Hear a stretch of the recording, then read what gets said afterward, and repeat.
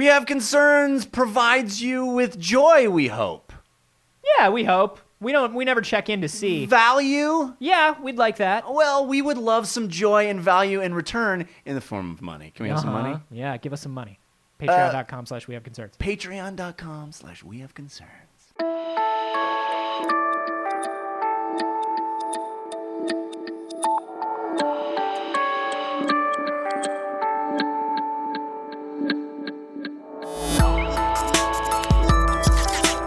Things that are still around from the 50s that haven't been properly tended to are creepy as shit, man. This is We Have Concerns. Hi, Jeff Canada. Hi, Anthony Carboni. Hello, concerned citizens. Sometimes there are stories that are good for our show, and then there are other times there are stories that just seem like they're so perfect for you.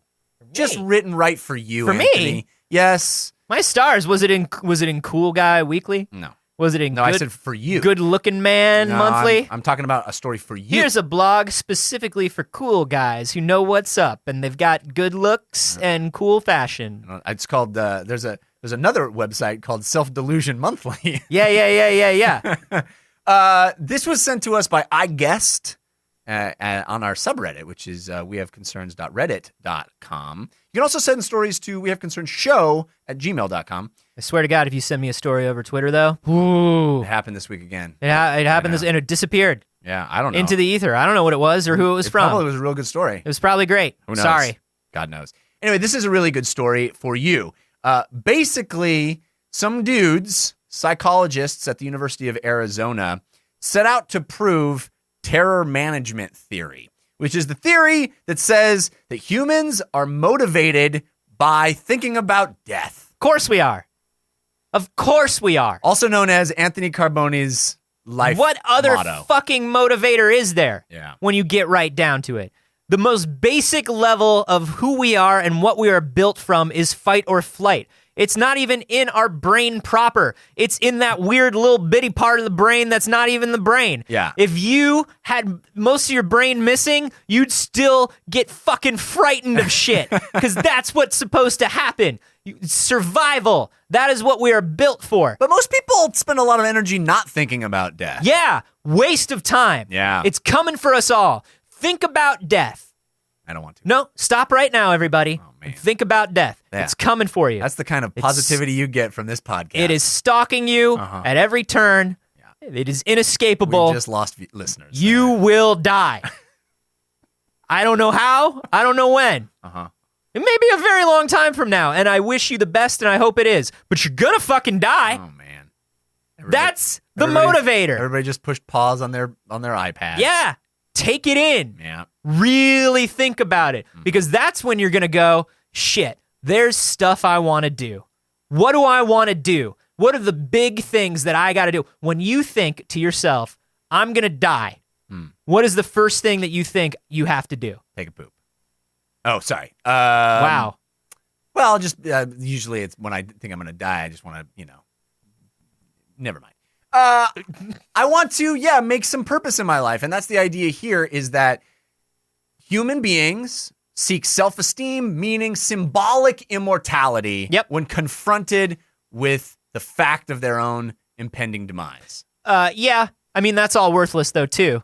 I mean, I am Ozymandias. Look on my work, see mighty in despair. Doesn't matter what you do. In 200 years, people are going to be like, here's a historical footnote about a guy in weird clothes. Yeah. Here's a guy who looks weird and dresses weird, and what a hilarious anachronistic thing. And I guess he made something we use every day or whatever. But we don't even use it every day because we've moved on. Because we've moved on. Yeah. The good news is you But can you actually should still apply be this. motivated. You should still do it. You can apply this. At least this I is apply it every day of my goddamn life. Yeah. Well, that's what these guys have I proved. also wake up with night terrors. So what? Yeah. Who cares? I mean, it's you win some, you lose some. It's a Listen, man, double-edged sword. Yeah, exactly.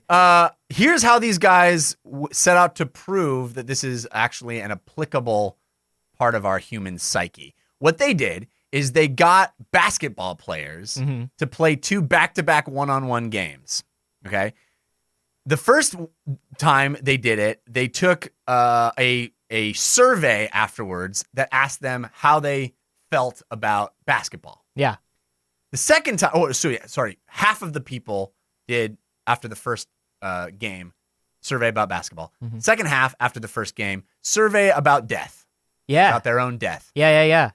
Also, the second game was played on a court that was just full of traps. Yes. Oh, fire traps, spike traps. Yeah.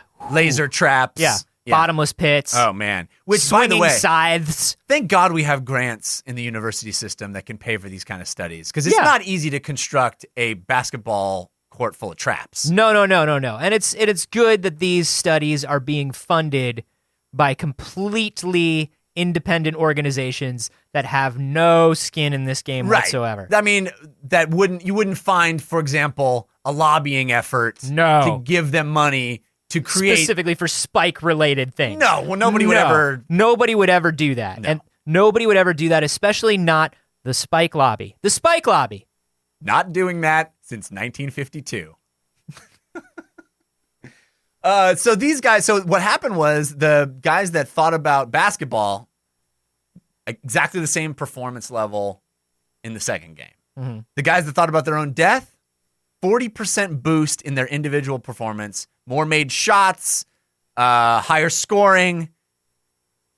They did better when they thought about death. Yeah, they did. They were motivated subconsciously to perform better in that game of basketball because someday people would speak of it and they would be immortal in some small way. I think there are two wonderful things about thinking about death before you need to do something important or to motivate yourself to do something important. Number one is oh God, I need to do good. I'm going to die someday. I need to leave behind the best, version of me. Right. And then number two is also, I'm going to die someday. Fuck all this. I do what I want. Yeah, I'm driving to the hole. I'm going to slam this ball. Literally doesn't I can't matter. slam the ball. Literally doesn't matter because in 60 years I'm dead. So here's what I'm going to do. Whatever the fuck I want. And here's what I want to do. I truly believe in the power of fuck it. Yeah. I really, really do. And it's a hard thing to capture. It's, in any of life's endeavors, but particularly in the endeavors that I'm striving to be a part of, which is sort of like performance and being in front of people. It's hard to watching say fuck TV, it. playing video games. Yeah. I want to get that achievement. I can't say fuck it about the achievement. No. God, Not that achievement. Got to get them Chivos. Yeah, baby. Get those trophies. Get that high score. Guess what else they did, Anthony? They had a second part of their study. They murdered somebody. They murdered somebody in front of all of these basketball players. Yeah, They murdered them. Good look at They murdered them, and then they pointed with the knife and looked up slowly, and they were like, "Now you go play basketball." One of you guys doesn't hit the next free throw. This is you. You go, and you play basketball now. Guess what? You know who that person they were pointing at was? LeBron James. Think about it. LeBron James. LeBron. He was James. nothing until he witnessed a murder. Yeah. Yeah. How many shoes do you have named after you? Yeah. None. How many shoes does LeBron have named after him? Yeah. Like a bajillion. Dead man shoes. Dead man's shoes. It's my favorite Jim Jarmusch movie. So what they did in the second half of this test, or the second phase of this test, I find is hilarious. They had a free throw challenge, and they took people who, not basketball players necessarily, but and waterboarded them. No. Okay. They're not going as far with this experimentation as I think they could. They gave them a 30-second tutorial about how to shoot baskets. Great. Half the people got a 30-second tutorial with a fella in a jacket. The other half got a 30-second tutorial in a fella wearing a t-shirt with a skull shaped out of the word death. It's a skull made up of the word death in various sizes and shapes. That's a good shirt. Yeah. He's wearing a death skull shirt. It's a lot of the word death? Yeah. Oh, okay. Yeah, that's not as cool. I was thinking that they drew like a single instance of the word death into the shape of a skull. No, it's like hundreds of the word death of t-shirt. different sizes and shapes formed into the shape of a skull. We should sell my idea. Of just a death skull shirt? Yeah. It would evidently it's the highly motivational. We could call it the highly motivational t-shirt. Yeah. Death shirt. Death. Catch it. Run away faster. Yeah. So it made no reference to the fact that he was wearing this shirt. Yeah. Did not reference it whatsoever. Just wore it. Yeah. The people who got death shirt tutorial 30% performance boost compared to regular jacket guy. Yeah. Because of death shirt. Because of the death shirt, dude. Which is why we need to start selling death shirts. Because you need to be thinking about death all the time. Jeff. Yeah. Why aren't you thinking about death all the time? I'm trying to avoid it as much as possible. No, dude. That's why I'm underperforming. Really just sit with me for a second. Oh, man. Really do this. I don't like doing this. I know, but really do it. Okay. And tell me how it makes you feel. Let's really think about this. Yeah. You're 50 years old. Not. You have, according to the national You're saying average. theoretically I'm 50 years old. No, I'm saying you were 50 years old. I was at the party.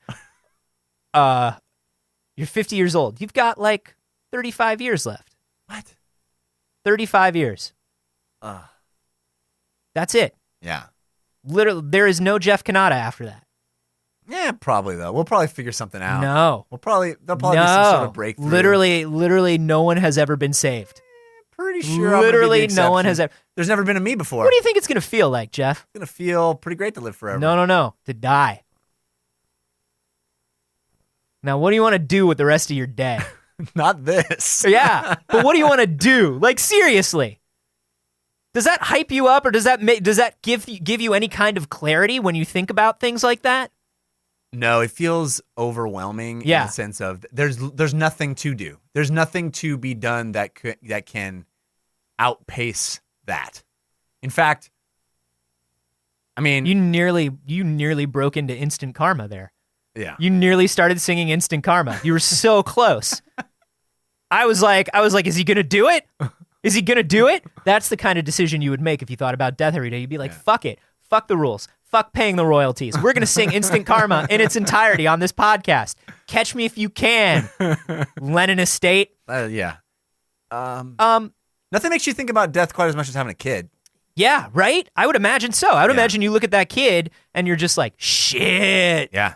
This is some fucking Terrence Malick shit. Yeah. Yeah, he is literally my replacement. Yeah. I've created him. You are now training. You are training your job replacement. Yeah. When you move on from the company, that is your replacement. Yeah. That's the intern. Yeah. And, I think about like, well, when he's my age, I'll be, he'll maybe have kids and then I'll be. You'll probably be like dead. Because like, you're 50 now. I'm not. You had your kids so late in life. Because you're 50. True. No, not even close. Well, it's close. It's a hard thing, but it doesn't make me go out and shoot baskets. No. Here's the trick of this thing is, I kind of want to shoot baskets. When you first do it. Like, I think everybody remembers the first time they maybe thought about death in a serious way. I was in the shower. I was 14 years old. I vividly remember it. Yeah. And it wasn't so much thinking about death as it was thinking about like, oh, what if this is all there is?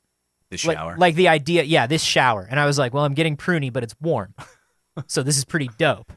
Honestly, but like it was more like the religious school, like afterlife. Oh, what if that's not true? What if this is all there is? Right. What if this is all the time I get? And that was like freaky, right? Yeah. But the more you think about it, and this is the thing that none of these articles, maybe this one touches on this, but none of these articles really touch on is like the first time or the first few times you do it, if you think about it infrequently, it's very, very frightening, right? Yeah. But the more you think about it, it's almost like a meditation of a kind where it normalizes, where it doesn't scare you anymore. And as that fear kind of goes away, it does become a motivator. It's a deadline. It's a clock. It's just like any other project. Well, if it goes away though, does that mean that you have diminishing returns on your motivation? Is it if the terror of it is the inciting factor for motivation, deadening that terror, thinking about it over and over, is there diminishing returns? I mean, maybe, potentially. I feel like I'm doing less and less with my life every day. But no, maybe not. Maybe not. Right. Just like the way, like, if you're working from home on a personal thing, they say to give yourself a fake deadline. It still works. You're like, why does this work? And it's because you gave yourself a deadline. Right. Getting over the terror of it and dealing with it a little bit, like, it's still scary. It's still the end. Like, I'm still, like, bummed about it.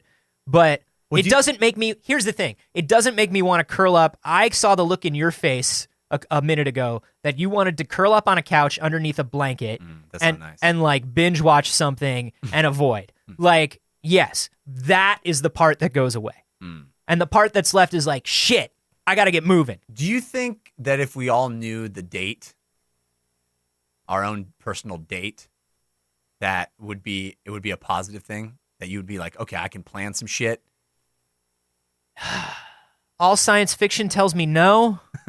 All science fiction tells me that we wind up obsessing about it, and through obsessing about it, we ruin our life and then still wind up dying at the exact same date. But that's science fiction. Right. I think if you knew the exact date, I think most people would turn into nihilists. I think there's something about the exactitude of it that would turn you into, well, fuck it. This is how much time I got left. It's counting down. Screw this noise. Like an exact countdown timer, I think is too much. Right. I think there's something about the lack of knowing. About the like, well, shit. Could be 50 years from now, so I'm cool. Oh, could be tomorrow, so I'm not cool. But there might be something that would make us less selfish if we knew, like, well, I'm expiring in, 38 years. Yeah, I mean, this is a glass half full, glass half empty about human nature kind of thing, right? Yeah. Like some people are going to look and be like, well, I've got 38 years to make the world a better place for the next people. Or it could be that somebody looks at that and is like, shit, fuck this. Right. I'm burning it all down. That's true. I got to get mine. Maybe. I got to get mine. Yeah. Well, it's interesting to think that these guys seem to believe that it's all about like maximizing your performance. Like, Yeah. these guys legitimately want to approach sports teams and say, hey, have you tried death training? I love this. I love when people who are doing research in a particular field don't understand the wider implications of their own research, right? They're just like, we're doing this for a sportsman. We can make so much money on this. All we got to do is approach all of the sports teams, sell them our death t-shirts, and cash out. It's like, guys, if you just had a little bit larger of an understanding about human nature, maybe you could find a larger applicable, I don't know. Yeah, but we love sports. Nature. Get it. Get the points. Yeah. Here's what we'll do. We'll select a few teams, we'll give them death shirts, and then we go to Vegas and we bet on those teams because we know we got the inside knowledge that death is going to make them win. So we can't lose. And then we retire like fat cats and live forever. We live forever on the money we made from death. There is nothing to be gleaned from the meaning of this other than sports betting. Yeah. We're the Back to the Future 2 of fucking science research. 3 hours into the drive to Vegas. Dude, I just realized that we might die. Huh? No. It's just sports. All right, good. Yeah. How does this make you feel, guys? Are you the sort of people that are motivated by this? Are you the sort of people that are scared by it? Do you avoid thinking about death, or do you embrace doing it? How are your showers? What size are you in a t-shirt? If we were to sell a death t-shirt, I mean, how much would you theoretically pay for something like that? Now, does the death t-shirt only motivate other people, or does it motivate you? Are you? I take a lot of selfies and I do a lot of Snapchatting. Are you performing a public So service it'll by probably help me and others. There you go. I think that's good. You can hashtag those death shirts and let us know how you feel about all of this nonsense on Twitter. I'm at @Carboni. I'm at Jeff Canada. And hey, guys, I've mentioned this a couple times before. We recently restructured the way our Patreon is done. Patreon, if you don't know, is the way that we fund this show and make it possible. If you listen to the show and you like it, you can kick us a couple bucks a month and get some cool extras out of it. Yeah. At $3, you get the entire cold open. Those are the beginning conversations that we have before the podcast that we cut out. Mm-hmm. You can have all of those every week. At $5 a month, you get our special patron hangouts. Mm-hmm. We do a live hangout on Google Hangout. It's private just for the people at that level and above, and we just sit and have a conversation. At $10, you get bonus episodes, and at $25, you get secret mail. What? Secret mail. This last month, we sent everybody tiny art prints that were made by Cast Pixel. These beautiful little mini posters. They came out so wonderfully. This month, we are sending you something you can wear, and it is the first of a set Ooh. If you want to find out how to get in on secret mail and all the other bonuses you can have, head to patreon.com/wehaveconcerns and help support the show.